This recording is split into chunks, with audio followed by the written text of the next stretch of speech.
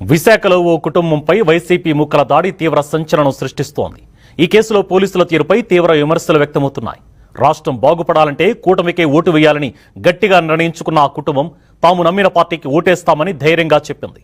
YCP నాయకులు డబ్బులిస్తామని ఆశ చూపినా భయపెట్టినా పట్టించుకోలేదు. ఇదే వారు చేసిన మహాపరాధమయ్యింది. రెచ్చిపోయిన వైసీపీ రౌడీ ముక్కలు ఇనపరాడ్లు కర్రలతో విచక్షణారహితంగా దాడులకు తెగబడ్డారు. నిండు గర్భిణి అని చూడకుండా కాళ్లతో తన్ని పైశాచికత్వాన్ని ప్రదర్శించారు. ఈ చర్య ప్రశాంత విశాఖను ఉలికిపాటుకు గురిచేసింది. మరోవైపు ఇది కుటుంబ గొడవలంటూ పోలీసులు కేసును తప్పుదోవ పట్టించడంపై విమర్శలు వెల్లువెత్తుతున్నాయి.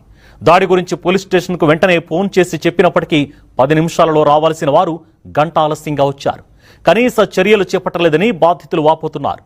గంటపాటు రక్తపు మడుగులోనే గడిపామంటూ ఆ భయంకర క్షణాలను గుర్తు చేసుకున్నారు.